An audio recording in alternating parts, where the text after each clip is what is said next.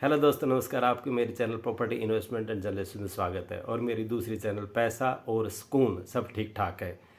तो ये मेरी दो चैनल है। काइंडली कि वीडियो को देख के सब्सक्राइब कीजिए। डेफिनेटली आपको वीडियो पसंद आएगा। वीडियो अंत तक देखिए। बीच में मुझे याद नहीं रहता सब्सक्राइब कहने को या लाइक करने को, तो आपसे बहुत बहुत रिक्वेस्ट है वीडियो को इन बिटवीन जैसे आपको लगे भाई ठीक चल रहा है तो आप इसको सब्सक्राइब कर दीजिए, इसको आप लाइक भी कर दीजिए। ओके, आज हमारे वीडियो का टॉपिक रहेगा कि ज़िंदगी में सफल कैसे हों। भाई, ज़िंदगी में सफल होने का एक मंत्र ऐसा कोई ख़ास नहीं है कि भाई आप उस मंत्र की पुड़िया बनाओ और पी जाओ और आप मतलब ज़िंदगी में सफल हो जाओगे। देखो, ज़िंदगी में संघर्ष है, हर जगह हर्डल्स है और आपको एक कड़ी मेहनत करनी है। हार्ड वर्क ही है जो आपको एक अच्छी ऊंचाइयों पे ले जा सकता है। और हार्ड वर्क भी एक इन द राइट डायरेक्शन। अगर आपकी डायरेक्शन गलत है और आप हार्ड वर्क करते रहिए तो भी आपको सफलता नहीं मिलेगी। मैं आपको एग्जांपल देता हूँ। मान लो कोई दीवार है और आप में जुनून क्रिएट होता है कि मैं एक धक्का मार के इस दीवार को गिरा दूंगा। तो आपको अच्छी तरह पता है कि आप में इतनी पावर नहीं है कि आप इसको अपनी फिजिकल स्ट्रेंथ के साथ इस दीवार को गिरा सको। तो ये एक तरह ये होगा कि efforts in the wrong direction. अगर इसमें आप डायरेक्शन चेंज कर दो कि भाई धक्का ना मारने में कुछ टेक्निक यूज़ करूँ और उस हिसाब से मैं इसको दीवार गिरा दूंगा, तो भाई एक डिफरेंट थिंग्स है। तो use your techniques and do the hard work in the right direction, definitely will get success.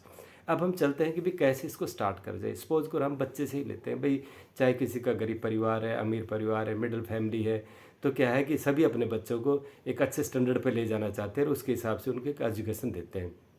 हालांकि गवर्नमेंट ने ये भी किया हुआ है भाई जो गरीब के बच्चे हैं या जो अफोर्ड नहीं कर पाता, तो उसके लिए भी गवर्नमेंट ने एक तरह से गवर्नमेंट स्कूल खोले हुए हैं और काफ़ी अच्छी फैसिलिटी दी हुई है। तो यू फॉरगेट अबाउट दैट। देखो, बेसिकली एक तरह से बच्चे का आईक्यू होता है, पिकअप पावर होती है।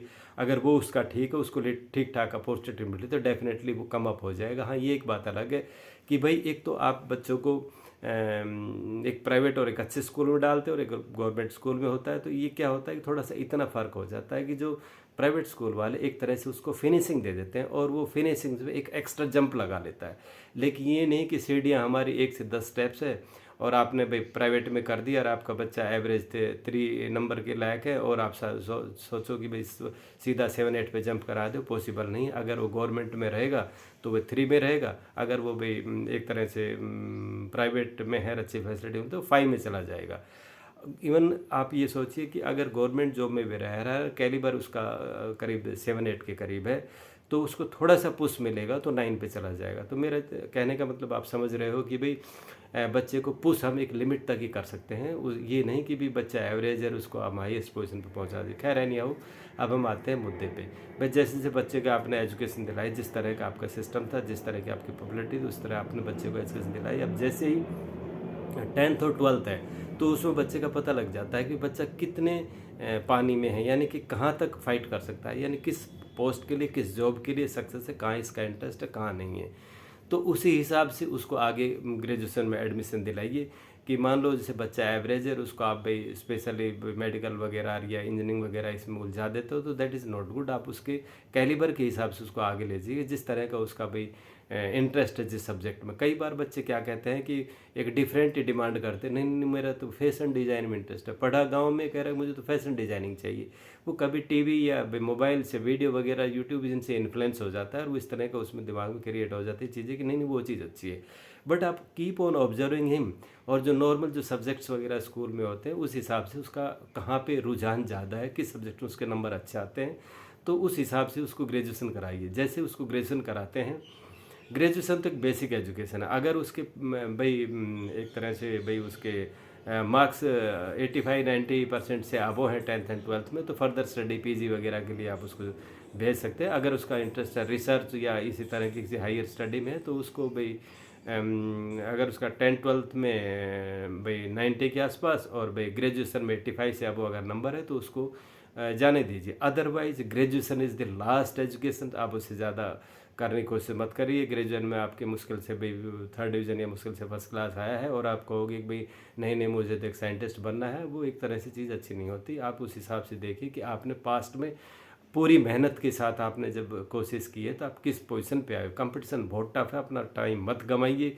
स्पेशली ये लड़कियों में बहुत ज़्यादा ट्रेंड है कि जैसे ग्रेजुएशन करती है तो पेरेंट्स करते हैं कि उसका रिश्ता ढूंढने की कोशिश करते हैं, तो उस ड्यूरेशन में वो चाहते हैं कि नहीं नहीं मैं कब घर बैठे क्या करूँ, मैं पीजी कर लूँ, मैं पीएचडी कर लूँ, मैं फला कर लूँ, उसका कुछ आउटपुट नहीं होता, only wastage of money and time. तो इस बात पे ध्यान दीजिए कि एजुकेशन ग्रेजुएशन तक ही करिए, उसके बाद अपने आप को सक्सेस करिए। अब देखो यहाँ तक सीढ़ी हमने पूरी कर ली, अब हमें सफलता की सीढ़ी कैसे जाना है। आपने अपने भाई इंटरेस्ट के हिसाब से ग्रेजुएशन किया है, उस हिसाब से आपको ग्रेजुएशन तक आते आते ये पता लगा किस तरह का जॉब मेरे को अच्छा रहे भाई ठीक रहेगा। क्या मैं सिविल सर्विस में जाऊंगा, इकोनॉमिक सर्विस में जाऊंगा, या भाई किस तरह की आप एजुकेशन ली है भाई, आप मेडिकल इंजीनियर किस तरह के भाई आपने एजुकेशन ली, उसके बाद ऊपर ज़्यादा डिपेंड करता है। और अगर आपने एक नॉर्मल एजुकेशन ली है तो देखो इसको मैं किसी को डिमोरलाइज नहीं कर रहा, किसी की कैपेबिलिटी इतनी होती है कि भाई पुलिस फोर्स और एक तरह से भाई डिफेंस में जाएगा, कोई पीएन वगैरह बनेगा हैं, और कोई भी अकाउंटेंट्स वगैरह में जाएगा, कोई एडमिनिस्ट्रेशन में जाएगा। तो कैलिबर के हिसाब से है, जिसका जितना कैलिबर है उस हिसाब से जाएगा। तो अब यहाँ पे आता है कि हाउ टू प्रिपेयर। जैसे ही ग्रेजुएशन होती है, ग्रेजुएशन के पेपर ख़त्म होते ही उसको अपने कंपटीशंस के ऊपर ध्यान देना चाहिए। अगर वो गवर्नमेंट सर्विस में जाता है, प्राइवेट में जाता है, तो उसको उस तरह का फील्ड सर्च कर लेना चाहिए। तो उसमें कंपटीशंस के लिए बहुत ही हार्ड स्टडी उसको चाहिए, और भाई कंपटीशन इतना इजी नहीं है आज के टाइम में, it is very tough. And अगर आप ज़्यादा मेहनत नहीं करोगे तो आपको डेफिनेटली मतलब सक्सेस नहीं मिलेगी। अगर आप भाई आर्मी या पुलिस में जाना चाहते हो तो पहले सबसे पहले अपना मेडिकल कराइए। मेडिकल कराने के बाद अगर मेडिकली फिट है, आप दोनों चीज़ों के लिए आर्मी या पुलिस के लिए एलिजिबल हो, देन आप अपने फिजिकल एक तरह से स्ट्रेंथ बनाइए और अपना स्टेमिना बनाइए, और आप फिजिकल और मेडिकल दोनों अपना जांचिए कि क्या मैं इस चीज़ को भाई कंप्लीट कर रहा हूँ। अगर मैं इस चीज़ को कंप्लीट कर रहा हूँ तभी इसकी आप इसको भाई प्रिपरेशन कीजिए, इसके एग्ज़ाम वगैरह की। अगर आपकी मेडिकल फिट नहीं है, आपका भाई फिजिकली फिट नहीं है, और आप प्रिपरेशन किए जा रहे हैं, उसका कोई मतलब नहीं है। आप एक बार मेडिकल करा लीजिए और अपने आप को संतुष्ट कीजिए कि वेदर आई एम एलिजिबल और नॉट। और भाई उसके बाद कंपटीशन का ये है कि आपने फिजिकल क्लियर करने के लिए आपने दौड़ धूप वगैरह काफ़ी दौड़ की प्रैक्टिस करनी पड़ेगी। सिंपली नहीं कि भाई हाँ परसों भाई हमारी रनिंग है और आप कह रहे कि भाई आज मैं दौड़ लेता हूँ, परसों दौड़ूंगा, तो बाय दैट टाइम कि आपकी बॉडी भी पेन करेगी, आप सक्सेस नहीं होंगे। कंटिन्यूस आपको 5-6 मंथ का प्रैक्टिस चाहिए किसी भी फिजिकल को तैयार करने के लिए। पहले वाला टाइम नहीं कि वो बिस्तर से उठ के चले गए, दौड़ गए, and you will get the success. It's not like that. Definitely you have to work on the system and you have to prepare yourself, तभी आप आगे बढ़ सकते हो। ओके, ये तो हमारी होगी फौज पुलिस वाली बात है। अब अगर आपको भाई CGHSL या CGL या आपको UPSC की तरफ जाना है तो उसी के अकॉर्डिंगली आप प्रिपरेशन कीजिए। Preparation should be in the right direction, और आपको भाई दिन में 5 या 6 घंटे कम से कम स्टडी करनी है। अगर आपको कोई एडिशनल काम, एक्सेस काम अदर्स नहीं कर रहे हो तो कम से आपको 8-10 घंटे आपको स्टडी के लिए देने होंगे, और आपको एक कॉन्स्टेंटली ऐसी स्टडी करनी होगी कि ऐसे नहीं फॉर्मेलिटी ये बुक मैंने ख़त्म करनी है आज, इस बुक को आज मैं कंप्लीट कर दूंगा, नॉट लाइक दैट। आप बड़े पीसफुली स्टडी करो, अंडरस्टैंड करो चीज़ों को, और तब आप उसकी प्रिपरेशन करो। उसके जो लास्ट ईयर्स के एग्जाम है उसको आप देखो, उसमें प्रैक्टिस करो, मॉक इंटरव्यू रखो, मॉक टेस्ट रखो, और एक हैवी प्रैक्टिस एक भाई आप करोगे तभी आप सक्सेस होगे। और आप ये लगा रहे हो कि किसी भी सिविल सर्विस मेरा कहने का मतलब CHSL CGL या भाई आप UPSC में जाओगे तो उस हिसाब को आपको प्रिपरेशन चाहिए। और किसी भी सर्विस के लिए जिसके लिए आपका जो कैलिबर अलाउ करता है, फॉर एग्जांपल अब CGL को मान लेते हैं हम, CHSL और UPSC को छोड़ के एक एवरेज CGL को लेते हैं। CGL अगर आपका एवरेज कैलिबर है, आप CGL में जाना चाहते हो तो आपको क्या करना होगा कि भाई कम से कम 1.5-2 साल आपको वेरी हार्ड स्टडी करनी पड़ेगी, तभी आप इसमें निकल पाओगे। अगर आप एवरेज से बिलो हो और आप CGL की तैयारी कर रहे हो, आप करते जाइए सक्सेस नहीं होंगे।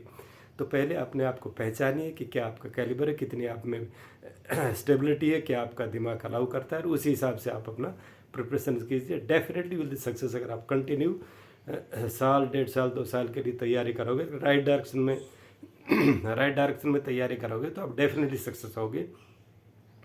बट आपको ये ध्यान रहे कि आपको एक प्रिजर्वेंस क्रिएट करना है, आपको कंटिन्यूस मेहनत करनी है, आप उसमें ब्रेक नहीं देना है, और मन लगा के अच्छी प्रिपरेशन करना है। तो ऐसी कोई दुनिया की ताकत नहीं कि अगर आपने एक सिस्टम के हिसाब से आप आगे चले हो, अपने कैलिबर के हिसाब से आप जॉब चूज़ कर रहे हो, तो डेफिनेटली आप सक्सेस हो जाओगे। मैंने 1.5-2 साल का टाइम दिया है, अगर आप सक्सेस नहीं होते at the completion of the 3 years you can call मी कि मैंने ऐसा किया था, सक्सेस नहीं हुआ। ऐसा हो ही नहीं सकता अगर आप मन लगा के मेहनत करो और सक्सेस ना हो। ये तो आपको अच्छी तरह पता है कि कभी कभी आलस्य और इस तरह के जो हमारी सोसाइटी दोस्त वगैरह हमें किसी और ट्रैक पर खींच ले जाते हैं। बाय द टाइम हमारी जब एज होती है, जब हमें होश आता है, तो एज 25-26-27 के करीब हो जाती है, कंपटीशन की एज निकल जाती है। तो किसी भी आप एक एग्जांपल और देना चाहूँगा कि मान लो आपका कैलिबर कम है, आपको सिविल सर्विस फाइट करनी है। कहने का मतलब एक आम का पेड़ है, उसमें बहुत अच्छा आम लगा हुआ है, आपको आप सोच रहे हो कि मैं उसी आम को लूँगा। उस आम के लिए आप मेहनत करते जा रहे हो, आप भाई खूब कोशिश कर रहे हो कि how to shoot it, how to get it, भाई किस तरह मैं इसको लूँ, किस तरह से मैं निशाना साधूँ, आप प्रैक्टिस करते हो। लेकिन आपका कैलिबर उस तरह के अलाउ नहीं करता, तो आपका कैलिबर करता है मिडल या मिडल से नीचे। आप वो आम जो नीचे आम जो लगे हैं उसको नहीं ले, आपका टारगेट वही है। तो क्या होगा कि बाय द टाइम अगर आप मतलब देखोगे कि थक चुके होगे कि नहीं ये मेरा बस का नहीं है, मैं इसे नहीं ले पाऊंगा, बाय द टाइम आप देखोगे नीचे के आम भी कोई और तोड़ ले गया, कि वो भी अपॉर्चुनिटीज आपकी ख़त्म हो गई, अब आपके लिए कुछ नहीं बचा। तो इस चीज़ से सावधान रहिए और अपने कैरियर के लिए एक तरह से भाई बिल्कुल सटीक सोचिए। जिस तरह अर्जुन ने अपने भाई मच्छी की आंख में निशाना बांधा था, तो take your target in the मतलब इन ए स्ट्रेट वे और definitely try to hit, you will get the success and my good blessing with you. Kindly subscribe my channel and like it. Thank you very much. Thank you.